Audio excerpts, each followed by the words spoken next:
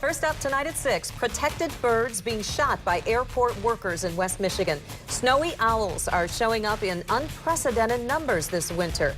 And Ford Airport officials say the owls have to be killed to protect planes while taking off and landing. 24-Hour News 8's Henry Erb started working this story after we were tipped off by a viewer. Henry's live tonight with what he's uncovered.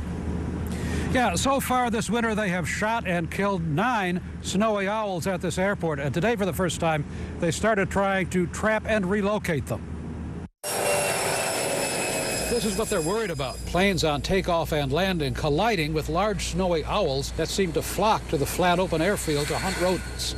They're a huge hazard for aircraft. Hernandez says a snowy owl hit the engine of a large jet plane at the airport 3 years ago, forcing the plane to turn around and land and causing more than $300,000 damage. We are seeing 3 to 4 times the amount of snowy owls that we've seen in the past. Snowy owls are mainly Arctic birds. In winter, they move south searching for food.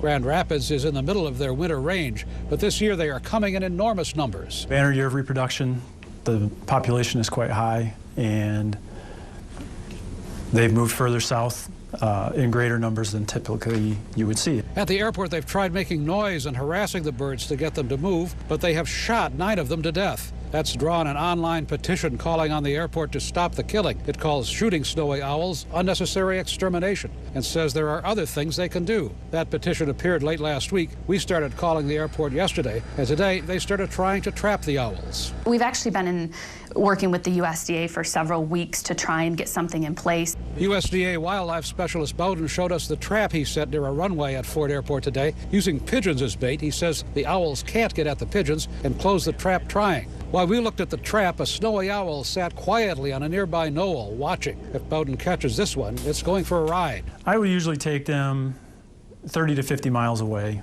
and then release them in a suitable looking habitat.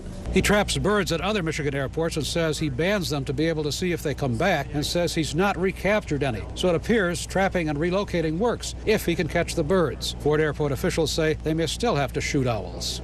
We will try and trap and relocate them as often as possible, but you don't know how it's going to be. It's not predictable. So if the birds pose a threat, we have to do what we have to do.